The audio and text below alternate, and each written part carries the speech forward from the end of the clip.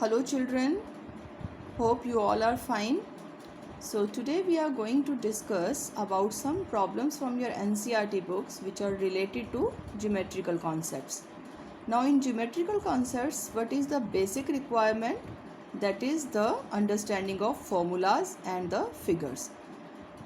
हर एक क्वेश्चन में हमें किसी एक रेक्टेंगुलर फिगर के बारे में बात की जाएगी या कुछ टाइप के एंगल्स की बात की जाएगी, तो हमें उन एंगल्स के बारे में मालूम होना चाहिए, डेफिनेशंस के बारे में मालूम होना चाहिए, स्ट्रेट एंगल क्या होता है, कंप्लीट एंगल क्या होता है, रेक्टेंगल का एरिया क्या है, पेरीमीटर क्या है, स्क्वायर का एरिया पेरीमीटर क्या है, इस टाइप के फॉर्मूलाज। तो जैसे जैसे हम क्वेश्चंस में आगे प्रोसीड करते जाएंगे, मैं आपको ये सब फॉर्मूलाज जो हैं वो रिकैप्चुलेट कराती चली जाऊंगी। सो let us study this first question from exercise number 3.2. This question says half the perimeter of a rectangular garden whose length is 4 meter more than its breadth is 36 meter. Find the dimensions of garden. अब तक हमने जितने भी word problems किए हैं उसमें अलग अलग सेंटेंसेस को जब हम रीड करते थे तो हमारी अलग अलग कंडीशंस बनती थी। यहाँ अगर हम ध्यान से देखें तो एक सिंगल सेंटेंस में हमें दो बातें बताई गई हैं। पहली बात जो बताई गई है वो क्या है? Half the perimeter of the rectangular garden is 36 metre. किसी रेक्टेंगुलर गार्डन के पेरीमीटर को अगर हम हाफ कर देते हैं तो वो वैल्यू 36 मीटर है। और सेकंड कंडीशन देखिए, whose length is 4 metre more than its breadth. Rectangle की लेंथ उसकी ब्रेड्थ से 4 मीटर ज़्यादा है। We have to find the dimensions of garden. Dimensions का मतलब कि हमें उसकी लेंथ फाइंड आउट करनी है और उसकी ब्रेड्थ फाइंड आउट करनी है। तो एज़ यूजुअल जो चीज़ हमें फाइंड आउट करनी होती है उसे हम एक्स और वाई कंसीडर कर लेते हैं। यूनिट्स लगाना नहीं भूलेंगे क्योंकि क्वेश्चन में मीटर यूज़ किया गया है यूनिट, तो हम भी जो लेंथ है रेक्टेंगल की गार्डन की उसे हम एक्स मीटर ले लेते हैं और जो ब्रेड्थ है उसे हम वाई मीटर ले लेते हैं। अब क्योंकि एक ही सिंगल सेंटेंस में हमें दो कंडीशंस दी हुई थी तो ये आपकी चॉइस है, आप पहले कौन सी कंडीशन लिखते हैं बाद में कौन सी कंडीशन लिखते हैं, उससे कोई फ़र्क नहीं पड़ता कि आप फर्स्ट टाइम पर कौन सी इक्वेशन बना रहे हो और सेकंड टाइम पर कौन सी इक्वेशन बना रहे हो। So the first equation that I am making will be half the perimeter of the rectangular garden is 36 meter. अब पेरीमीटर का फॉर्मूला हमें मालूम है। Now according to our first condition, half perimeter of the rectangle is equal to 36. Now the formula for perimeter is twice of length plus breadth. और इस perimeter का half जो है that is equal to 36। I have done nothing, सिर्फ इस perimeter का मैंने formula apply कर दिया। अब क्योंकि मैंने क्वेश्चन में लेंथ को x लिया था और ब्रेड्थ को y लिया था तो मैंने ये वैल्यूज़ प्लेस कर दिए। ये 2 और ये हाफ एक दूसरे को कैंसिल आउट कर देंगे तो मेरी इक्वेशन बन गई x plus y is equal to 36। It is equation number 1।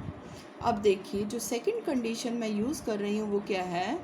whose length is 4 metre more than its breadth. Rectangle की जो लेंथ है वो ब्रेड्थ से ज़्यादा है। कितनी ज़्यादा है? 4 मीटर ज़्यादा है। अब देखिए जो लेंथ थी वो x थी और जो ब्रेड्थ है वो कितनी है? y है। अब इक्वेशन को इक्वल टू बनाने के लिए, मतलब लेफ़्ट हैंड साइड और राइट हैंड साइड को इक्वल बनाने के लिए हमें क्या करना होगा? जो छोटा है उसमें या तो ऐड कर दें या फिर जो बड़ा है उसमें से सब्ट्रैक्ट कर दें। तो या तो आप इक्वेशन बनाइए x minus 4 is equal to y या फिर x is equal to y plus 4। तो ये आपकी चॉइस है, आप इक्वेशन को किस फॉर्म में लिखते हैं, हमारे सॉल्यूशन पर कोई फ़र्क नहीं पड़ता। तो अकॉर्डिंग टू कंडीशन लेंथ जो है वो ब्रेड्थ से बड़ी है। कितनी बड़ी है? 4 मीटर बड़ी है, तो इसीलिए ब्रेड्थ में 4 मीटर प्लस कर देंगे तो वो इक्वल हो जाएगी लेंथ के। अब y को ट्रांसपोज करके मैं इस साइड ले आई तो x minus y is equal to 4, ये हमारी सेकंड इक्वेशन है। अब इन दो इक्वेशंस को आप सॉल्व कीजिए किसी भी एक मेथड से, आपको x की और y की वैल्यूज़ मिल जाएंगी। जब हम इन दोनों इक्वेशंस को ऐड कर देंगे, ऐड करके हमें x की वैल्यू मिल जाएगी। x की वैल्यू को आप किसी भी इक्वेशन में प्लेस कर देंगे, आपको y की वैल्यू मिल जाएगी। अब x आपने किसे कंसीडर किया था? गार्डन की लेंथ को, तो हमें गार्डन की लेंथ पता चल गई 20 मीटर और ब्रेड्थ पता चल गई हमें उसकी 16 मीटर। तो इस तरह से हमें ज्योमेट्रिकल क्वेश्चंस को सॉल्व करना होता है और उसमें हमें फार्मूलाज यूज़ करने होते हैं। फार्मूला से हमें एक इक्वेशन ज़रूर बनानी पड़ती है, चाहे हमें क्वेश्चन में दिया है या नहीं दिया। ज्योमेट्रिकल फैक्ट्स का यूज़ हम लोग हमेशा कर सकते हैं। जो भी कोई यूनिवर्सल फैक्ट है उसको हम कहीं पर भी यूज़ कर सकते हैं क्वेश्चंस को सॉल्व करने के लिए। चलिए अब हम एक और एग्जाम्पल इसका डिस्कस कर लेते हैं। Now the next question that we are going to discuss is from exercise 3.3.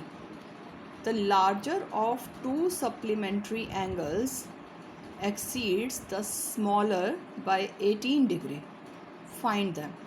अब देखिए सप्लीमेंट्री एंगल्स जो होते हैं वो दो ऐसे एंगल्स होते हैं जिनका सम 180 डिग्री होता है। ये दो भाई हैं जिनको एक दूसरे से अलग करके नहीं देखा जा सकता। पेयर में ये एंगल्स एग्जिस्ट करते हैं। दो ऐसे एंगल्स जिनका सम हमेशा 180 डिग्री हो उन्हें सप्लीमेंट्री एंगल्स कहते हैं। और इसी तरह से अगर दो एंगल्स का सम 90 डिग्री हो तो उन्हें कॉम्प्लीमेंट्री एंगल्स कहते हैं। तो अब यहाँ पर हमें क्वेश्चन दिया गया है कि सप्लीमेंट्री एंगल्स में से जो बड़ा भाई है, जो बड़ा एंगल है, वो छोटे एंगल से कितना बड़ा है, कितना एक्सीड कर रहा है? 18 डिग्री एक्सीड कर रहा है। तो सबसे पहले तो हमारी कंसिडरेशन आ जाएगी, हमें दोनों एंगल्स फाइंड आउट करने हैं। तो हम मान लेते हैं कि जो हमारा ग्रेटर एंगल है वो x डिग्री है और जो सेकंड एंगल स्मॉलर एंगल है that is equal to y degree. अब हमें क्वेश्चन में बोला गया है कि जो बड़ा एंगल है यानी कि जो x है वो y से एक्सीड कर रहा है। एक्सीड कर रहा है मतलब बढ़ रहा है, बड़ा है, आगे चल रहा है। कितना बड़ा है? 18 डिग्री। इसका मतलब कि अगर मैं y में 18 को प्लस कर देती हूँ तो वो x के इक्वल हो जाएगा। तो यहाँ से हमारी फर्स्ट इक्वेशन तो बनकर तैयार हो गई। ये कंडीशन तो हमें दी थी, हमने पढ़ ली और हमने इक्वेशन बना दी। अब हम सेकंड कंडीशन कहाँ से लेकर आए? हमारा क्वेश्चन जो दिया था वो तो ख़त्म हो गया। तो अब जो सेकंड इक्वेशन हमें बनानी है वो हम इस सप्लीमेंट्री एंगल के डेफिनेशन से बनाएंगे।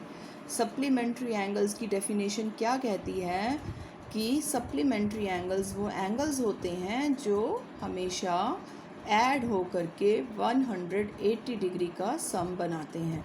तो इसका मतलब कि अगर हम x और y को प्लस कर दें तो हमें क्या आंसर मिलने वाला है? 180 डिग्री। तो ये एक यूनिवर्सल फैक्ट है, ये ज्योमेट्रिकल फैक्ट है जो हमें हमेशा मालूम होता है। तो इसे हम अपने आप से यूज़ कर सकते हैं सेकंड कंडीशन को बनाने के लिए। तो यही हमें ज्योमेट्री के क्वेश्चंस में ध्यान रखना है कि जो हमें क्वेश्चन में दिया गया है उसको तो हम यूज़ करेंगे ही, लेकिन अगर हमें ये लग रहा है कि हमारी सेकंड इक्वेशन नहीं बन पा रही है या हमें क्वेश्चन में कुछ कम दिया है तो क्वेश्चन को ध्यान से पढ़िए। उसमें ज़रूर आपको ऐसा कोई वर्ड दिया होगा जिसकी आपको डेफिनेशन मालूम होती है और आप उसको यूज़ कर सकते हैं। तो यहाँ हमने सेकंड इक्वेशन बनाने के लिए सप्लीमेंट्री एंगल्स की डेफिनेशन का यूज़ कर लिया। अब इन दोनों इक्वेशंस को ऐड कर देंगे, सॉल्व करेंगे तो आपको x और y दोनों एंगल्स की वैल्यूज़ मिल जाएंगी। अब मैंने देखिए एलिमिनेशन मेथड से दोनों इक्वेशंस को सॉल्व कर लिया है। ऐड करते ही मुझे x की वैल्यू मिल गई 99। अब इस x की वैल्यू को किसी भी एक इक्वेशन में पुट कर दीजिए और आपको y की वैल्यू मिल जाएगी। अब x हमने हमेशा अपने ग्रेटर एंगल को कंसीडर किया था तो हमें ग्रेटर एंगल की वैल्यू मिल गई 99 डिग्री और स्मॉलर एंगल की वैल्यू मिल गई हमें 81 डिग्री।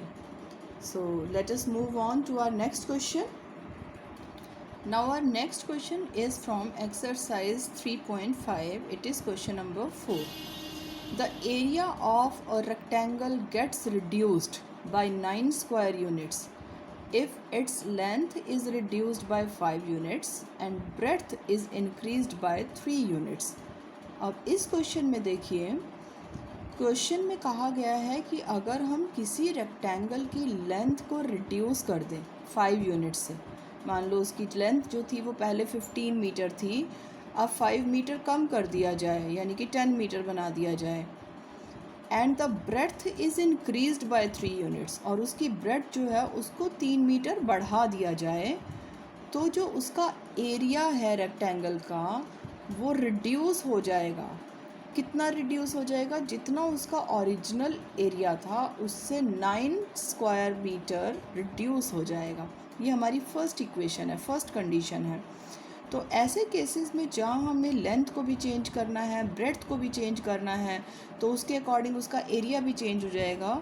तो क्वेश्चन की जो बिगिनिंग होगी वो क्या होगी? Length of rectangle as it is लिखेंगे, breadth of rectangle as it is y units लिख लिया हमने. अब उसका जो एरिया है वो कितना है? x into y. Original area है ये हमारा.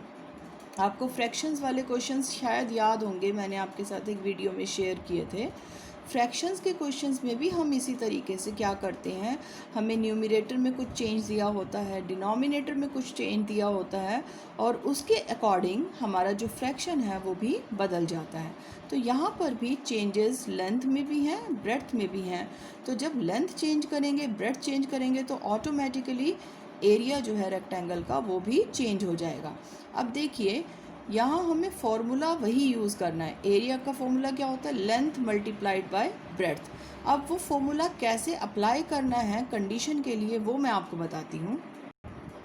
अभी देखिए, फर्स्ट कंडीशन जो हमें दी गई है वो दी गई है कि अगर हम रेक्टेंगल की लेंथ को 5 मीटर कम कर दें, हमारी ओरिजिनल लेंथ कितनी थी? x थी. अब 5 मीटर जब कम हो जाएगी तो क्या बन जाएगी? x minus 5. I have kept it inside a bracket. Breadth जो थी हमारी ओरिजिनल वो कितनी थी? y थी. अब रेक्टेंगल की जो ब्रेड्थ है उसको इंक्रीज़ कर दिया. कितना इंक्रीज़ कर दिया? 3 metre. So new breadth will become y plus 3. तो जो नया एरिया है वो कैसे फाइंड आउट करेंगे? Length into breadth. तो ये लेंथ है, ये ब्रेड्थ है. अब जो ओरिजिनल एरिया था वो कितना था? xy था. Now according to our question, they are saying when we will apply the changes in length and breadth, our area will reduce by 9. मतलब जो पहले एरिया था एक्स वाई, अब एरिया उससे 9 मीटर कम हो जाएगा. तो ये नई लेंथ, ये हमारी नई ब्रेड्थ, और ये हमारा नया एरिया. अब आप इस इक्वेशन को सॉल्व कर लेंगे. मल्टीप्लाई करना आपको आता है. पहले आप एक ब्रैकेट को एज इट इज़ रखिए. सपोज़ y प्लस 3 को आपने एज इट इज़ रखा, x से पूरी ब्रैकेट को मल्टीप्लाई करेंगे और फिर -5 से पूरी ब्रैकेट को मल्टीप्लाई करेंगे. अब ये ब्रैकेट से हम इस ब्रैकेट को मल्टीप्लाई करेंगे. साइंस का बहुत ध्यान रखेंगे. x से मैंने पूरी ब्रैकेट मल्टीप्लाई किया है y प्लस 3, फिर माइनस एज इट इज़ रखा है. 5 से फिर पूरी ब्रैकेट को मल्टीप्लाई कर दिया y plus 3. Right hand side में कोई चेंज नहीं, उसको एज इट इज़ रखेंगे. Now open up this bracket. x जो है वो y से भी मल्टीप्लाई होगा, 3 से भी मल्टीप्लाई होगा. So we will be getting xy plus 3x minus 5y minus 15 is equal to xy minus 9. अब यहाँ देखिए, xy राइट हैंड साइड पर भी है, xy लेफ्ट हैंड साइड पर भी है. ये दोनों टर्म्स कैंसिल आउट हो जाएंगी. x और y को मैंने एक साइड पर रखा है, 15 को दूसरी साइड ट्रांसपोज कर दोगे सॉल्व करके. ये हमारी फर्स्ट इक्वेशन बनकर तैयार हो गई. अब सेकंड इक्वेशन बनाने के लिए सेकंड कंडीशन को फिर से पढ़ते हैं. Now what they are saying is, if we increase the length by 3 units. अब लेंथ को इंक्रीज़ कर दिया. पहले लेंथ ओरिजिनली कितना था? x था. अब इंक्रीज़ होके कितना हो जाएगा? x प्लस 3 हो जाएगा. And the breadth by 2 units. Breadth भी इंक्रीज़ कर दिया. तो ब्रेड्थ कितना इंक्रीज़ कर दिया? 2 यूनिट्स. तो जो एरिया है it will increased by 67 square units. तो जैसे हमने बिल्कुल फर्स्ट कंडीशन बनाई थी, इसी तरह से अब हम अपनी सेकंड कंडीशन भी बना लेंगे. अब सेकंड कंडीशन में देखिए, लेंथ को 3 यूनिट्स इंक्रीज़ किया, ब्रेड्थ को 2 यूनिट्स इंक्रीज़ किया, तो जो एरिया बन गया वो बन गया XY + 67। इक्वेशन को सॉल्व करके मेरे पास ये सेकंड इक्वेशन बनकर तैयार हो गई। अब दोनों इक्वेशंस को सॉल्व कर लीजिए। दोनों इक्वेशंस को सॉल्व करके आपको x और y दोनों की वैल्यूज़ मिल जाएंगी। तो इक्वेशंस को सॉल्व करके हमें लेंथ की वैल्यू मिल गई 17 यूनिट्स और ब्रेड्थ की वैल्यू हमें मिल गई 9 यूनिट्स। आई होप ये क्वेश्चंस आपको समझ में आए होंगे। इनकी प्रैक्टिस कीजिए बहुत अच्छे तरीके से। आपके एनसीईआरटी बुक में और भी ऑप्शनल एक्सरसाइजेज में कुछ क्वेश्चंस दे रखे हैं, उन्हें अच्छे तरीके से सॉल्व करने की कोशिश कीजिए। I hope you all will be able to solve them with a good practice. Stay home, stay safe, have a nice time.